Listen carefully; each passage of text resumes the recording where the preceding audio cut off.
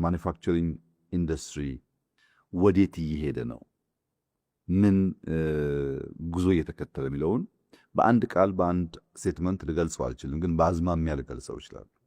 አንደኛው አዝማሚያ ጎልቶ የሚወጣው ኢንዱስትሪ 4.0 የሚባለው ነው። ኢንዱስትሪ 4.0 ከዚህ ቀደም ስለ ኢንዱስትሪ የነበረን ምልከታ ሼክ ያደረገ ነው፣ የነቀነቀ ነው። ኢንዱስትሪ ማለት ጭስና ብረት ብቻ አይደለም። ኢንዱስትሪ ስለ ጭስና ስለ ብረት የምናስበው ምልከታ በተሟላ መንገድ ኢንዱስትሪውን ለመገንዘብ አያስችለንም። ኢንዱስትሪ ከጭስና ከብረት በተጨማሪ ቺፕስና ዳታን ያካትታል።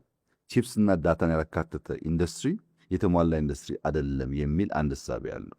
ለምሳሌ በ4.0 ኢንዱስትሪ ውስጥ ከሚጠቀሰው አንዱ አንጓ ነገር ኤአይ ነው፣ አርቲፊሻል ኢንተለጀንስ። አርቲፊሻል ኢንተለጀንስ በጣም በርካታ ነገሮች እየነካካ የመጣ ጉዳይ ነው። ከዚህ ቀደም በርቀት እንደምናስበው አይደለም። አሁን ወደ ጓዳችን እየገባ ነው። የእኛን ሁኔታ እንኳን ብትተው አሁን በመካከለኛው ምስራቅ ያለውን ጦርነት ብትወስድ ኦፕን ክላው የፈጠረው አቅም በዚህ ውጊያ ውስጥ ያለው ሚና በቀላል ሊታይ አይደለም። በኦፕን ክላው ሲስተም ዓለምን የምታይባቸው ቱሎች አሉ።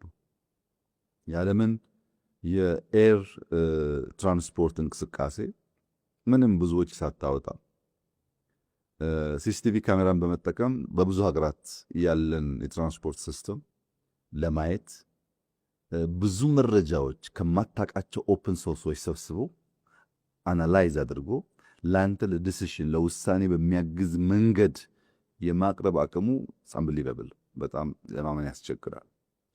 ኤአይ ሌላውን ትተህ በአንዳንድ ዓለም አቀፍ ተቋማት ውስጥ 10 የቦርድ አባላት ካሉ አንድ ድምፅ አልባ ቦርድ አባል ኤአይ ነው። ለምሳሌ በእኛ በኤአይ ዩኒቨርሲቲ ውስጥ ራሱ ኤአይ የቦርድ አባል ነው። ቦታ አያደርግም፣ ግን በምንከራከርባቸው አጀንዳዎች በሙሉ ኮሜንት ያደርጋል፣ ሐሳብ ይሰነዝራል። በዚህ ሐሳብ ተንተርሰው የቦርድ አባላት ተወያይተው ውሳኔ ያሳድራሉ። ምን ማለት ነው? ስለምንም ጉዳይ ብትጠይቀው ከአንተ የተሻለ በፈጠነ ጊዜ ውስጥ መልስ አለው። ያ መልስ ሙሉ በሙሉ የሚወሰድ ካልሆነ በሰው ልጅ ጭንቅላት የምትከራከርበት ሊሆን ይችላል። እና ኤአይ በ4.0 ኢንዱስትሪ ውስጥ እያመጣ ያለው ቅድሚያ ያነሳሁትን የምርታማነት እና ለኤክስፖርት ተመራጭነት፣ ለፍጥነት ገበያን ለማስተሳሰር እየተጫወተ ያለው ሚና በጣም ከፍተኛ ነው።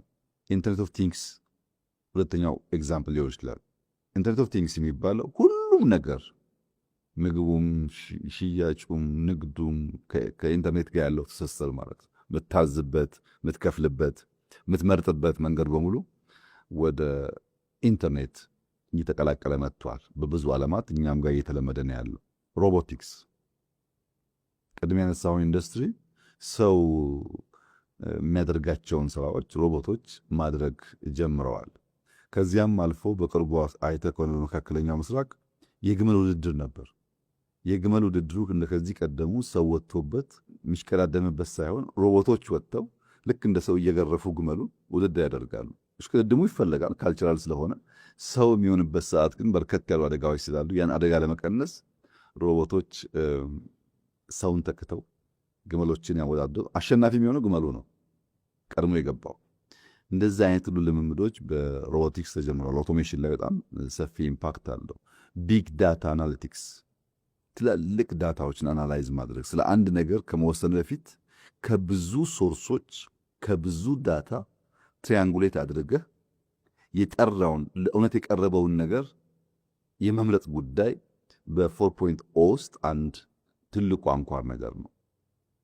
ዲጂታል ትዊንስ አሁን በጣም እያበበ የመጣው ነገር። ስለ ማንኛውም ነገር ትዊንስ ይሰራና ያንን ነገር በአካል ያንን ሰው በአካል አግኝተህ ከማናገርህ በፊት የሱን ትዊንስ የሱን አምሳያ አናግረህ ስለሰውየው በቂ ግንዛቤ መውሰድ። 3D በቤት በመኪና በፈለግከው መንገድ እነዚህ በከፍተኛ ደረጃ የኢንዱስትሪ አዝማሚያ እየቀየሩት ነው ያሉት። ድሮ በነበረው ልምምድ ለመሄድ አስቸጋሪ ሆኗል። ከዘርፎች አንጻር የወሰድክ እንደሆነ የሰሚኮንዳክተርስ አንዱ ክሪቲካል ኒው ትሬንድ ነው፣ አዝማሚያ ነው። ኢቪ የኤሌክትሪክ መኪናዎች አዝማሚያ ናቸው። መድኃኒቶች ማምረት በብዛትና በጥራት አዝማሚያ ነው። ኤሮስፔስ ላይ አዳዲስ ልምዶች ተጀምረዋል። ባዮቴክኖሎጂ ላይ አድቫንስድ ማቴሪያልስ ወይም ማቴሪያል ሳይንስ የሚባሉ ላይ ስለ እያንዳንዱ ነገር የሚጠቀሙት ማቴሪያል አድቫንስድ የመሆን ለሎንጂቪቲም ይሁን ለጥራት ማለት ነው። እነዚህ ጉዳዮች እንደ አንድ ትሬንድ እንደ አንድ አዝማሚያ ይታያሉ።